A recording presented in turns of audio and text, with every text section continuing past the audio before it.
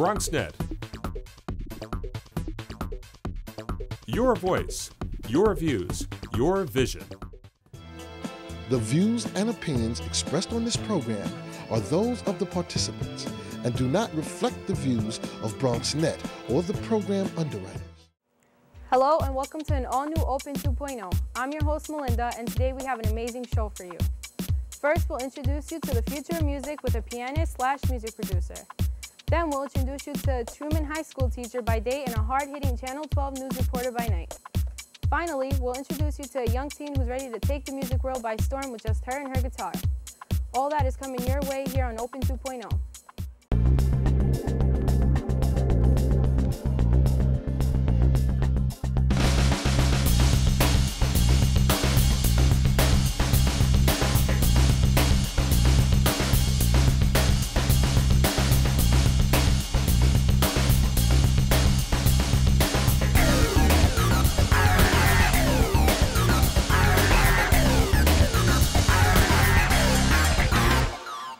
Hello and welcome back to Open 2.0. I'm Jose Serrano from Truman High School. And I'm Adonis Cruz from Lehman High School. Today we have a very special guest. He's a type of guy who lives for his music. His love grew from listening to different types of music on the radio and watching the inspiring stories of artists like Ray Charles on film.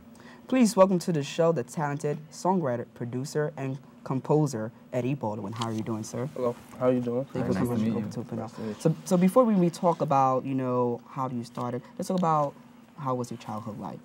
I had a regular childhood. I was into sports. I was a huge fan of wrestling. That was the first career that I actually wanted. I wanted to be a wrestler, and then I wanted to be a basketball player. But I had a good childhood. I really enjoyed it. Okay. So what about the movie Ray motivated you to learn how to play piano? I would say his love that he had for music. Even through his trials and his tribulations, he always had music. Even when he was struggling with addiction, music was always there for him. And I liked that he had something to go to no matter what. And that's why I really fell in love with music. And what made you want to learn piano? It looked like a real fun instrument too. When I used to go to church, I would watch the organist, and I always wanted to play. It was just something in me. I wanted to play the instrument, but I never had the chance or the opportunity to get around the piano. But so what were some of the struggles you went through as you reached this point in your career?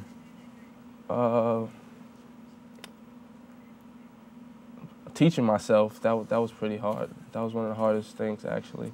And actually finding somebody that would want to help teach a child how to play. So yeah, that was the hardest thing, teaching myself the chords, the notes of the piano, and just try. I wanted to give up a lot, actually, but I just stuck through with it, and it's starting to pay off. And why did you get the idea of, you're a person where you're learning how to play piano and now want to give back to other young people? What made you want to give back to other young people and teach them the same thing? Because I feel kids, they should have an outlet as music. I feel a child who knows music, he'll pay attention in every other aspect of school or whatever else he would like to do. It's enjoyable, you can have fun, you lose energy. All kids should learn an instrument, if it's the recorder, anything. What made you decide to switch from writing your own music to writing music for others? I rather help others than before I help myself. I really don't care if I become a famous songwriter, but if I know that I helped a talented singer or a talented musician reach their goals and know that I had something to do with it, I'll be happy with that. That means a lot more to me than becoming famous or something. Awesome. And how did you get exposed to different types of music? That was because of my father. He had everything from Marvin Gaye to Stevie Wonder to Smokey Robinson, Motown, Elvis. So I really thank him for my love for music and my musical background. Okay, so anybody that's interested in you writing music for them or meeting you or anything, where can they get in contact with you? Email address, Facebook. Email address, Facebook. My email is Eddie_Bolden@yahoo.com, EDDY_Bolden@yahoo.com. And my Facebook is Eddie L. Bolden Jr., and that's how you can reach me. Is there any YouTube videos of you playing? I have a couple Facebook videos. I'm actually scared of YouTube. I don't know why. There's a lot of counterfeit stuff, or people might steal stuff that I wrote. So I'd like to know, have you performed anywhere? Yes. When I was in high school, I helped the choir, and we performed at the Pope's Visit. The Pope's Visit? What is that? He visited St. Joseph's Seminary. Oh, the youth Pope rally. Visit. Okay. Yeah, Pope Benedict The XVI. Pope. Everybody knows the Pope. and we performed on XM Radio for a Christmas benefit at the Archdiocese, a big conference upstate. I have a lot of experience with performing. I haven't performed as much since I got out of high school, but it was still a wonderful experience to perform in front of the clergyman and the Pope. That was cool. Right. So, so as you're performing, you're performing in this location, performing in this location. Did you see any change in your life where people are congratulating you and want you to perform in other places? Yeah. At the piano player at my church, I was really impressed. I loved the way he played, and I was scared to approach him to tell him that I was a huge fan of his playing. So when I went to him, and I was like, "Hi, my name's Eddie," and I introduced him, he already knew who I was. Wow. And I was floored. I was like, wow, I didn't even know he knew who I was. I'm just a piano player for my school, and that was nice. So out of all your talents, which one would you say is your best talent? Definitely composing. It's second nature to me. Songwriting, it's not that easy, but once I have a melody that I could work musically, then I feel like the words are easy to come by. So, and producing, it's simple, but I definitely like composing music more than anything. All right, Eddie, thank you so much for coming on Open 2.0. Thank you. Thank you. It's wonderful to be here. All right. So he performed for the Pope. Like, I would love to perform for the Pope. Like, I want to get that opportunity. So what do you think about this? It was a great guest that we had today on the show. He's not only willing to accomplish his dreams, but he's willing to help others accomplish theirs. I think that's a good thing. All right, awesome, thanks. All right. All right. We're going to take a quick break and stay tuned for the performance from Eddie Baldwin himself. We'll be right back. On Open 2.0. Take my hand and start a brand new day. And together as one we'll start to see some change. Underneath everything we are, underneath everything we do, we are all people. Connected, interdependent, united. And when we reach out a hand to one, we can influence the condition of all. That's what it means to live united.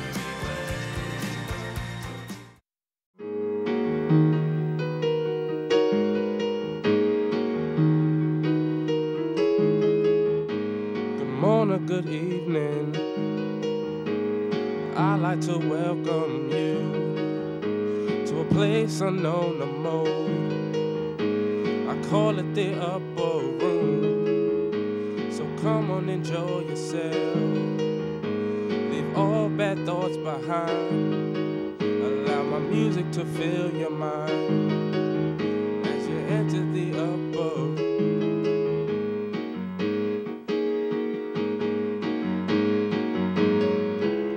Welcome, welcome.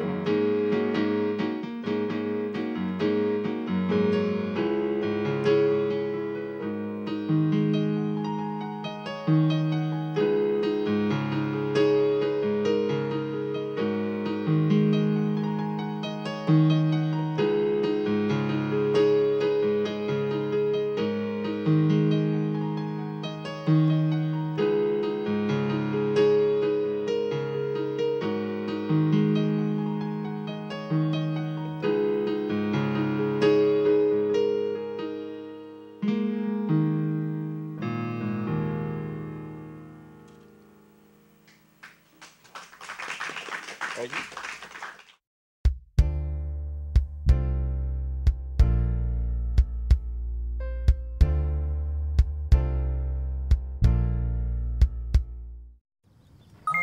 G-Morning, sunshine. Wakey, wakey. Text me. Are your parents home later? We can hang. LUV love you. JK. Holla back, holla back, holla back. Are you with your friends? That's lame. We're in a huge fight right now. XO. What'd you dream about? Something I did. Are you on your way to the I'm mall? lonely. Nude pics. Send me some. Text me. Welcome back to Open 2.0. My name is Selena Valentin, and I'm 14 years old, and I'm currently the president of Youth Council of Children's Society at the Roberto Clemente campus. Hi, my name is Melissa Silvestri. I'm 12 years old, and I'm a Youth Council member at Children's Aid Society of Roberto Clemente campus. This here is our guest today, and he is here to talk more about media arts just like all of us here plan to do someday. So, my first question, what is your occupation? Well, first of all, thanks for having me on the show. I'm really glad to be here. I'm so glad that you guys had me on. I'm so excited for this. I am a teacher at Harry S. Truman High School out in Co-op City here in the Bronx, and I also work part-time as a news reporter and part-time anchor at News 12 here in the Bronx also. What inspired you to become a reporter at first? Actually, it's kind of a funny story, but you have to believe me when I tell you that it goes all the way back to when I was in 4th grade. When I was in 4th grade, I was a part of the Cub Scouts program, and we were working on one of the belt loops that you earn as part of the Cub Scouts, and what we needed to do to earn that belt loop was to take a tour of a local radio station. So as I'm, in like 4th grade on this radio station tour, I'm watching the guy giving the tour, and all that's going on in my head, all I'm thinking in my head is, I could do that. That's me. That guy right there, he's doing what I could do. And so that kind of planted the seed in my mind of media and broadcasting and the kind of job that I wanted to do. And then in middle school, it really was confirmed because in my middle school, we had a broadcasting program, like a TV studio inside the middle school. We were very fortunate. And I got involved in that program after school and before school, and that really kind of set the path for me in understanding that this is what I want to do for a career.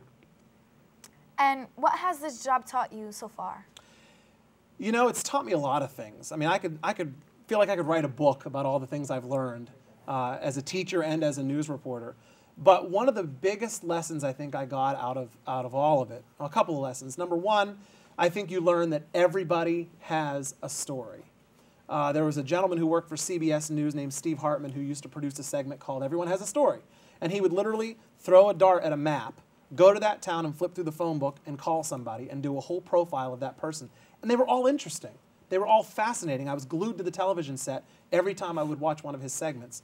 And as a news reporter myself, every time I go out on the street, every time I pick up my camera to go cover a story, whether it's a happy story, a sad or tragic story, I learn something about people. I learn something about how human beings live and the great things that happen to human beings and the tragic things that happen to human beings. And every single individual person, you, myself, we all have interesting stories to tell. And that has been one of the greatest lessons, I think, that anyone can learn in life. And I'm just very lucky that I've gotten to tell some of those very, very interesting stories about people. What inspired you to teach media arts? The teaching. Ever since I was a little kid, I always kind of thought that I would be a teacher someday, but I always thought it would be at the end of my television career. I thought I would go to college, become a reporter, report till I was 40 or 50 or 60 years old, and when I got too old and tired to report anymore, I would go and teach. But what happened was something really unexpected. I was covering stories here in the Bronx. I was covering stories at Truman High School, and in the course of meeting and interviewing the principal there, Miss Nasser, and meeting with some of the students and interacting with them and finding out how cool it was to talk to these teenagers, Miss Nasser offered me a job teaching there, and it has been probably one of the greatest unexpected things to ever happen to me in my life, and I don't look back a day and regret it because it's been 3 years and tons of fun. So what has been the highlight of your career? Highlight of my career? That's a tough question. You're a good interviewer. The highlight of my career. It's tough to say because I don't really feel like I've done anything that you could label as a highlight. I've told some great stories. I got to tell a story of a 9-year-old boy from Jamaica who was crippled by disease from the waist down. He had a disease called cerebral palsy. And he got to come to my town in Pennsylvania, where I was from, and have all the surgery to get his legs fixed and go back 9 months later. And I got to tell his whole story. That's definitely one of the highlights of my career. There have been other small things that have happened. There have been stories that I've told that have made change in my community.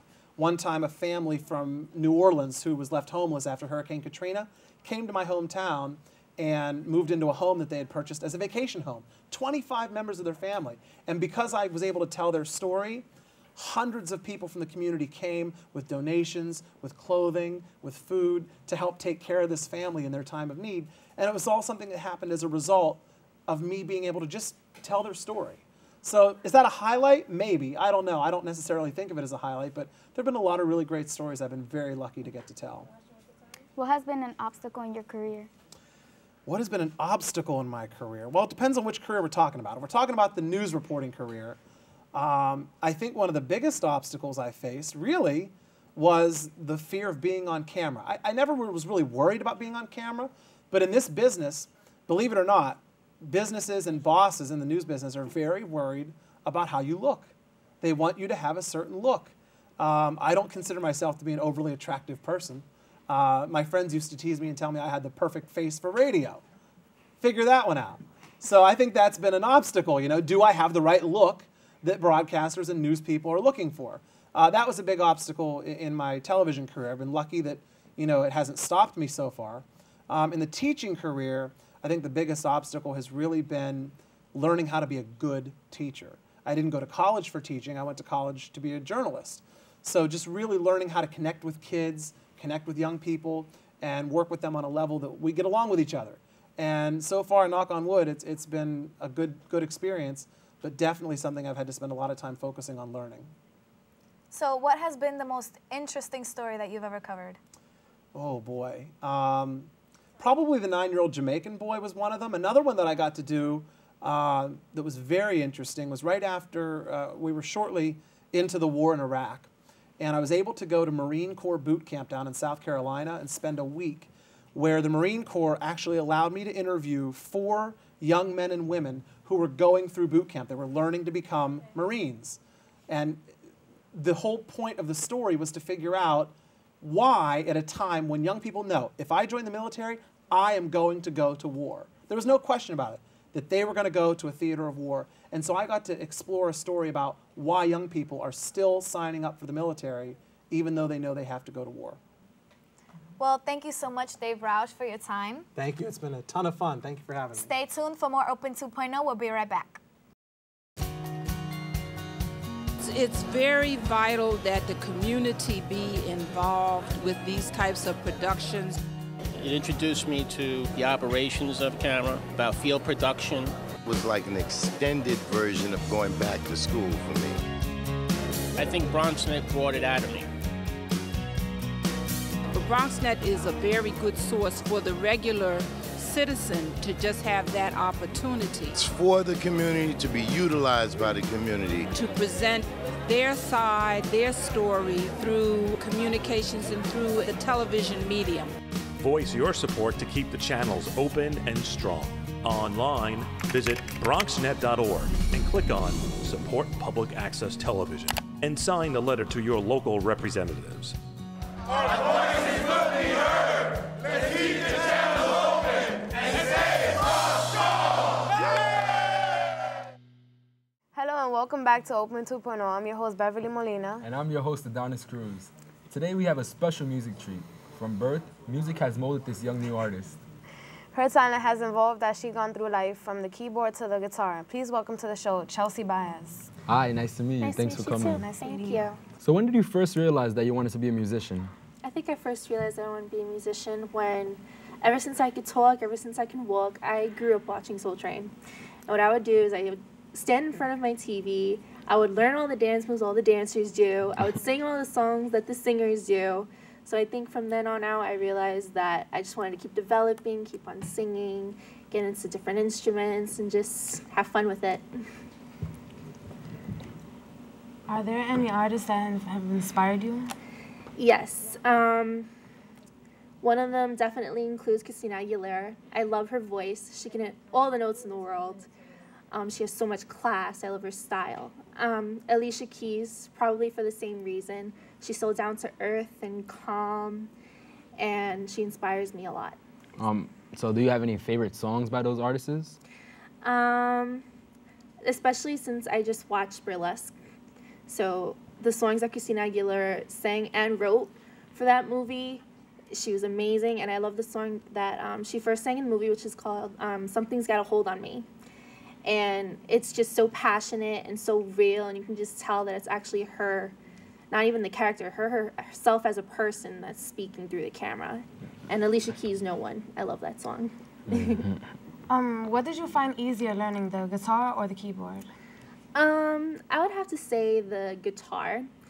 I was self-taught. I didn't have anybody teaching me. My thing was YouTube.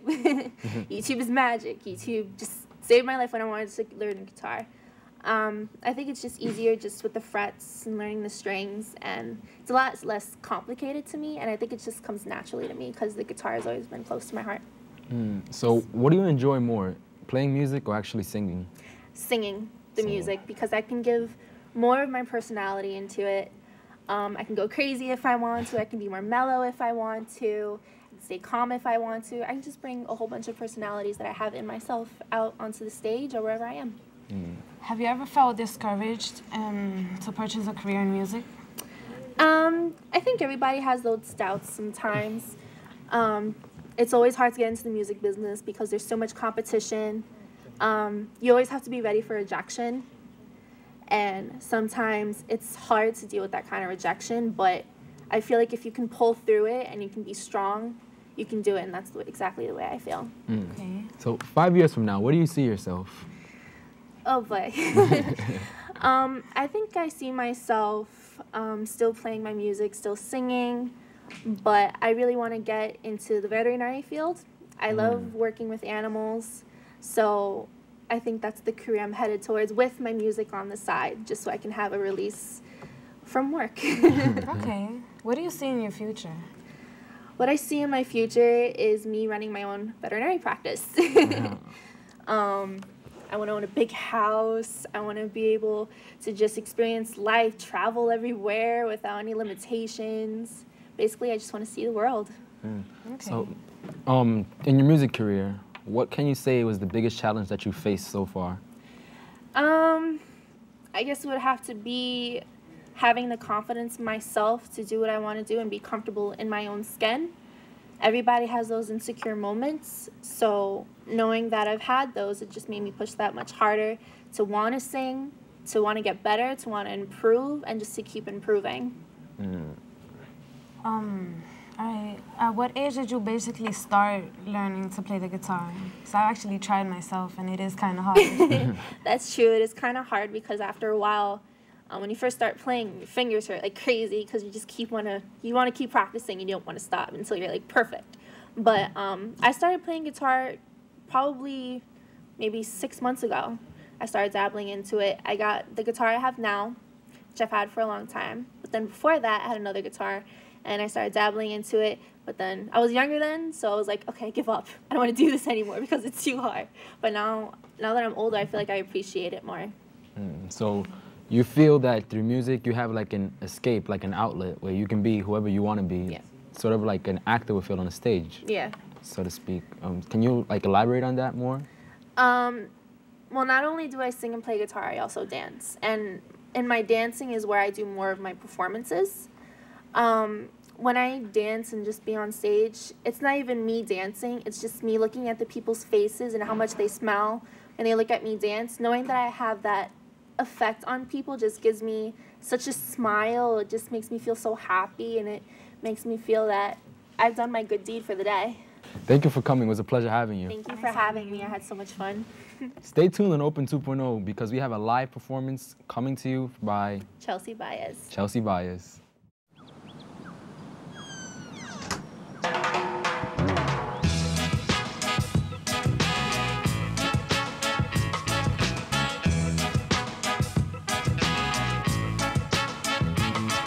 Hands can do incredible things.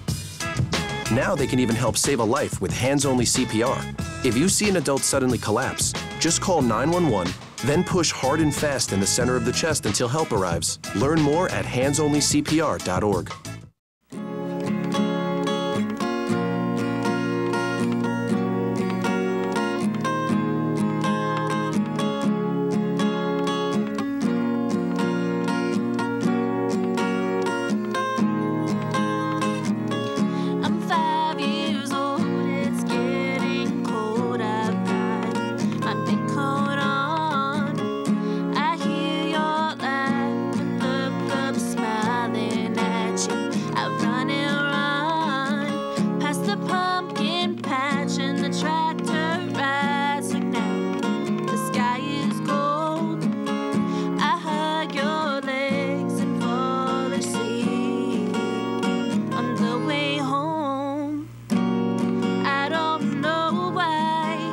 trees change in the fall. I know you're not scared of anything at all.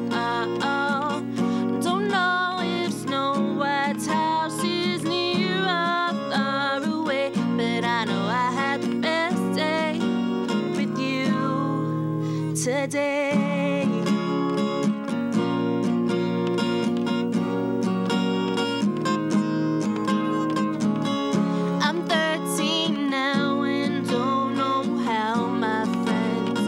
Be so mean.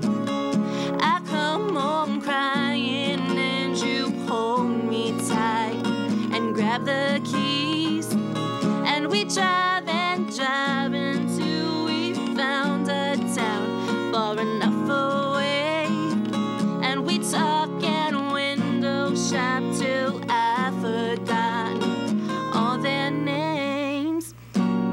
I don't know who I'm gonna talk to now at school, but I know I'm laughing on the car ride home with you. Don't know how long it's gonna take to feel okay, but I know I have the best day with you today.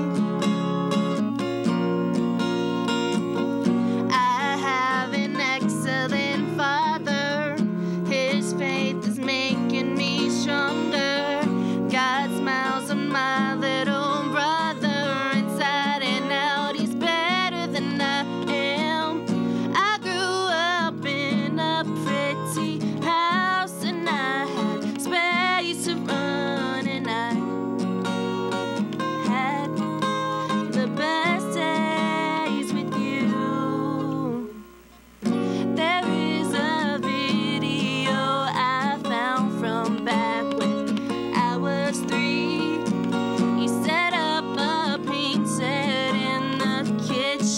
And you're talking to me.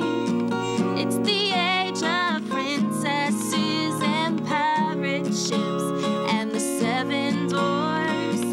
And Daddy's smart and you're the prettiest lady in the whole wide world. Now I know why all the trees change in the fall.